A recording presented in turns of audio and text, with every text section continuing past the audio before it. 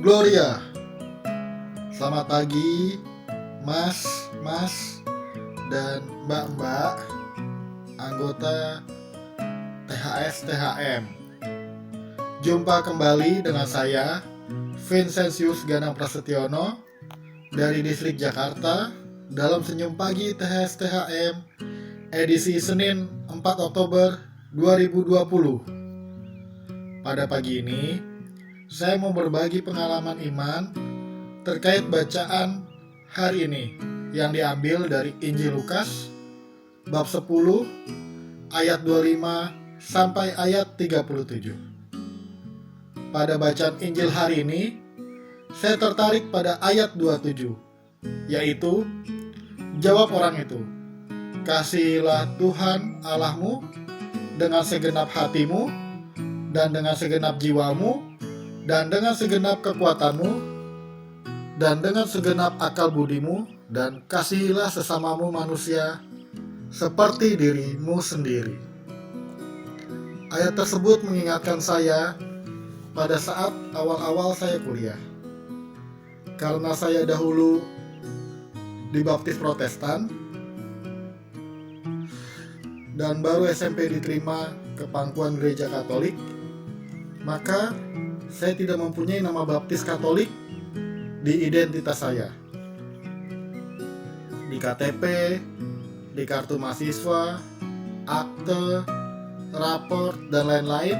Yang tercantum hanyalah Ganang Prasetyono.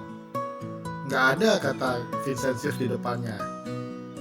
Oleh karena itu, banyak orang dan banyak teman-teman saya yang tidak menyangka bahwa saya Nasrani. Suatu saat, saya mempunyai teman yang aktif di salah satu ormas Islam. Dan dia selalu ajak saya bergabung diskusi dengan teman-temannya di ormas tersebut. Lalu, ada diskusi menyinggung tentang pembangunan gereja. Mereka semua ngomong negatif tentang orang Kristen. Intinya mereka gak suka kalau ada pembangunan gereja. Karena orang Kristen membangun gereja megah, gerejanya besar, dan berada di tengah-tengah masyarakat yang miskin. Mereka takut kemiskinan itu dimanfaatkan untuk kristenisasi. Pokoknya, banyak diskusi yang menjelek-jelekan agama Kristen. Itu saya simpulkan, ujung-ujungnya adalah terkait kondisi ekonomi. Mereka bilang orang Kristen gampang kaya, mereka bilang orang Kristen mudah mendapat akses permodalan, mereka bilang orang Kristen itu uangnya muter di mereka sendiri aja, nggak mau berbagi gitu. Saat mereka diskusi, saya hanya manggut-manggut dan diam-diam aja. Lalu saat saya makan di kantin, itu sudah mungkin setelah berapa lama nggak diskusi, saya makan di kantin dengan teman saya itu.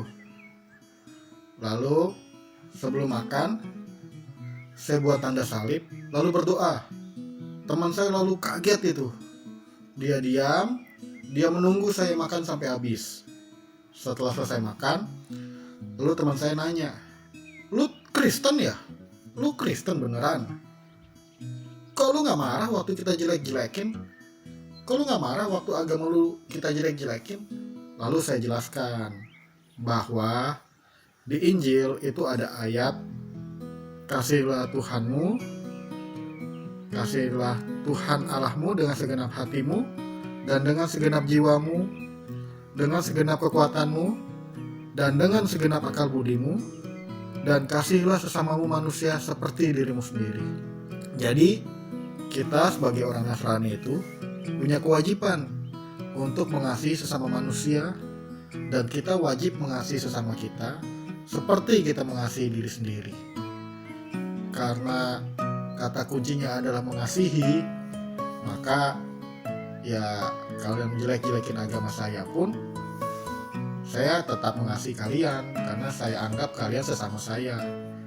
Kita itu saudara dalam satu bangsa Indonesia, saya bilang gitu. Lalu saya jelaskan juga, karena perintah Tuhan itu mengasihi Tuhan itu dengan segenap jiwa dan akal budi, maka yang saya rasakan adalah Jadi sebagai orang Nasrani, kita itu wajib memuliakan Tuhan dalam banyak hal, tidak hanya dengan berdoa, tapi kita mengasihi Tuhan, memuliakan Tuhan. Itu kita harus bekerja, belajar, dan beraktivitas dengan segenap jiwa kita, dengan baik, dengan maksimal. Sehingga dengan pekerjaan kita, dengan belajar kita, dan dengan aktivitas kita yang kita lakukan dengan segenap jiwa kita, dengan segenap akal budi kita, itu bisa menjadi sarana untuk memuliakan Tuhan. Jadi mungkin banyak orang Kristen yang sukses di bidang masing-masingnya karena mereka bekerja dan belajar bukan untuk manusia aja, tapi untuk mengasihi Tuhan. Ya mungkin itu salah satunya juga mengapa banyak orang Nasrani yang sukses di bidangnya masing-masing. Ya bisa jadi juga karena kita minoritas juga. Maka kalau kita nggak ada apa-apa ya udah minoritas, nggak ada apa-apa kan gitu. Ya itulah pengalaman saya dengan teman saya itu. Lalu teman saya pun mengerti. Kita beberapa kali setelah itu saling berbagi tentang apa sih Kristen itu, dia banyak nanya apa sih gitu. Nah lalu saya jelaskan pelan-pelan dan ternyata ya mungkin mereka sedikit paham gitu. Lalu sampai sekarang hubungan saya dengan teman saya pun masih baik, dan kita beberapa kali sering ketemu lalu ngobrolin tentang gimana kerjaan segala macam, berbagi pengalaman di pekerjaan masing-masing. Demikianlah pengalaman iman saya. Semoga pengalaman iman saya ini dapat menginspirasi mas-mas dan mbak-mbak semua yang mendengarkan ini. Terima kasih. Deo Gracias.